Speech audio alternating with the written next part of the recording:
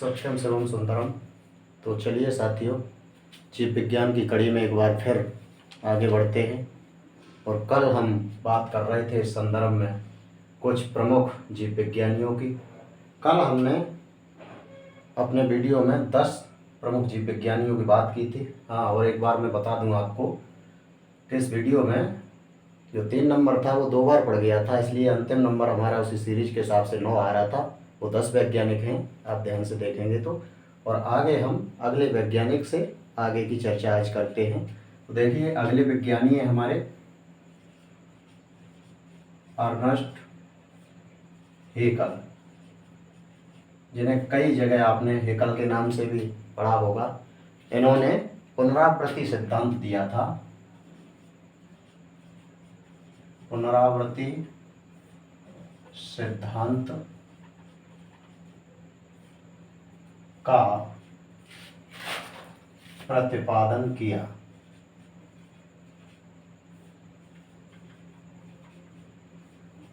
तो ये पुनरावृत्ति सिद्धांत पूछा भी जाता है कि पुनरावृत्ति सिद्धांत किसने दिया था। ठीक है, तो वो है हमारे अर्नेस्ट हेकल। अगले देखिए, तो अगले हमारे लुई पाश्चर साहब। लुई पाश्चर जी ने सजीवों से जीव की उत्पत्ति का सिद्धांत दिया था। तो सजीवों से जीव की उत्पत्ति का सिद्धांत, तो ये सिद्धांत जो है वो दिया था हमारा लुई पाश्चर साहब ने। इसके बाद अगले हमारे वैज्ञानिक हैं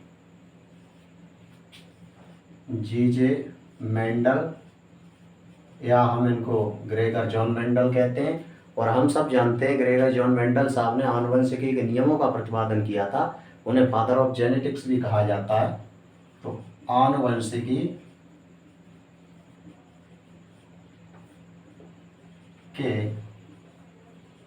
नियम प्रतिपादित किए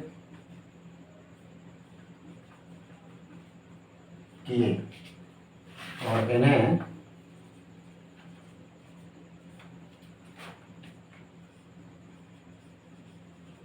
फादर ऑफ जेनेटिक्स यानी कि आनुवंशिकी का जनक कहा जाता है। ठीक है, तो हम सभी जानते हैं कि इन्हें फादर ऑफ जेनेटिक्स के नाम से जाना जाता है। अगले वैज्ञानिक हैं देखिए हमारे बीजमान साहब। ठीक है, जैव विकास में बीजमान साहब लैमार्कवाद के अपवाद के रूप में जाने जाते हैं। और बीजमान साहब ने इसका खंडन एक जर्म प्लाज्म थ्योरी देकर के किया था। तो जर्म प्लाज्म सिद्धांत दिया।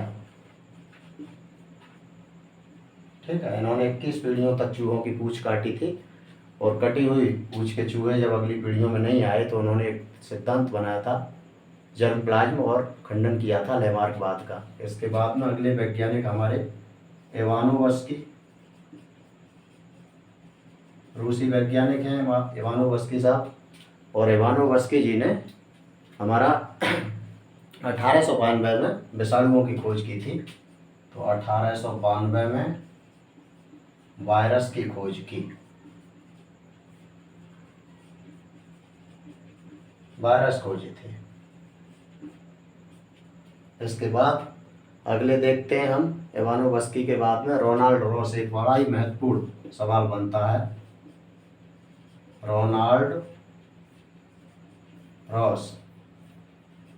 ठीक है, और इन्होंने दुनिया को पहली बार बताया था कि भैया जो मलेरिया बीमारी है वो मादा एनाफ्लीज एक मच्छर होता है, उसके काटने से फैलती है। तो पहली बार इन्होंने क्या बताया? पहली बार बताया कि मलेरिया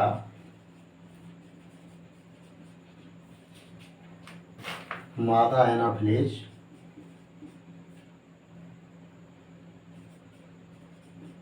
एनाफिलीज, मच्छर के काटने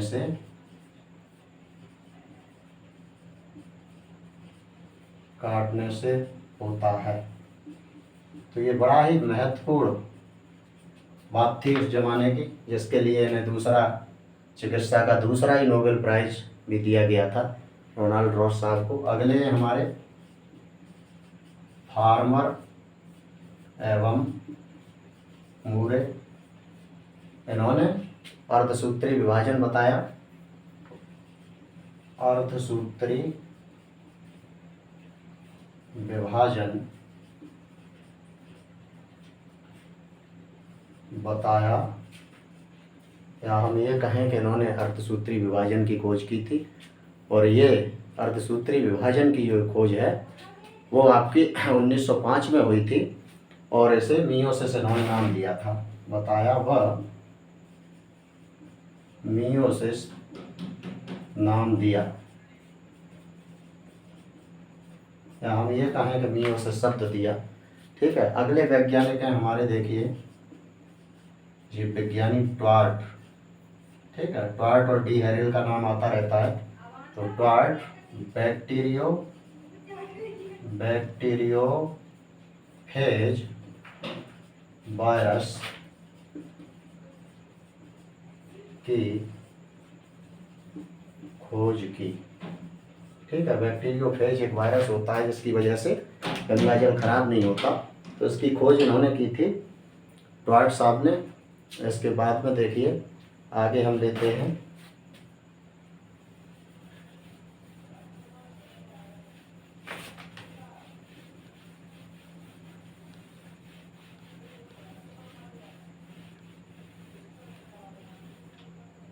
तो अगले हैं हमारे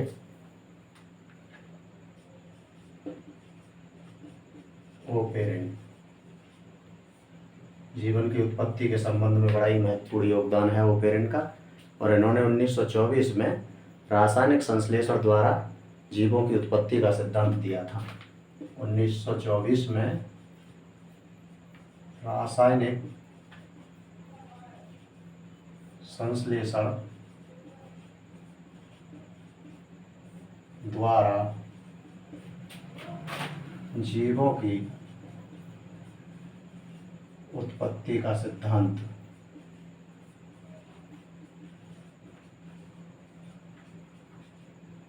तो ये सिद्धांत दिया था ओपेरेंट साहब ने। इसके बाद में देखिए ए फ्लेमिंग है हमारे अगले वैज्ञानिक, ए फ्लेमिंग। ठीक है, ए फ्लेमिंग साहब ने 1929 में पेनिसिलिन की खोज की थी। तो 1929 में पेनिसिलिन, जाना माना एंटीबायोटिक है, की खोज की। तो उन्होंने पेनिसिलिन के बारे में बताया दुनिया को।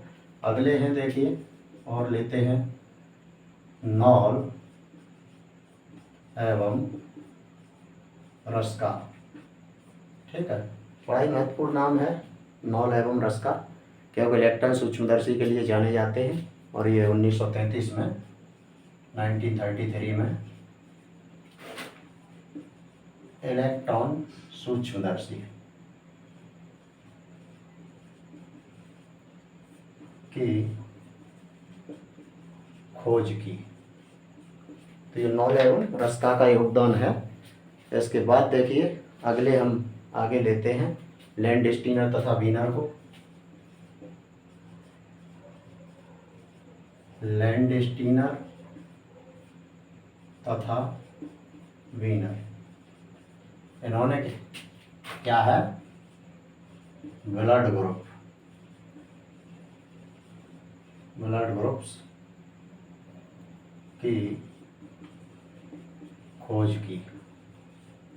दुनिया को बताया कि भैया सब मनुष्यों का हृदय एक जैसा नहीं होता, सबका हृदय अलग अलग होता है, और उसके आधार पर 4 प्रकार के ब्लड ग्रुप बताए थे इन्होंने। तो इन्होंने ब्लड ग्रुप की खोज की।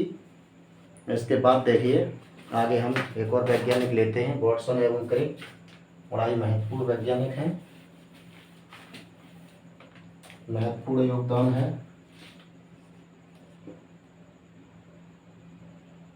वाटसन एवं क्रिक।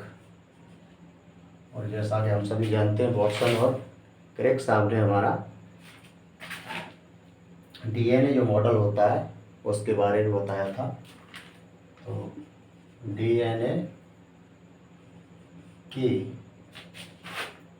जो डबल हेलिक्स है या डबल हेलिकल है कि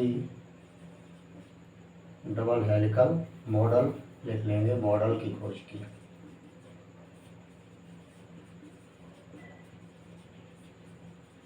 तो इन्होंने डबल हेलिक्स मॉडल दिया था, बहुत बार पूछा जाता रहता है। इसके बाद देखिए हमारे एक वैज्ञानिक हैं जाने माने, सेंगर साहब। ठीक, सेंगर जी ने इंसुलिन की खोज की थी, इंसुलिन की खोज की। तो सेंगर साहब ने हमारा जो इंसुलिन है उसकी खोज की थी। इसके साथ ही हमारे ये कुछ महत्वपूर्ण वैज्ञानिक इस पार्ट में रहे, कुछ और अभी बचे हुए हैं, तो उनको हम आगे लाने का प्रयास करेंगे। तो आज के वीडियो में बस इतना ही। बहुत बहुत धन्यवाद। Thank you so much.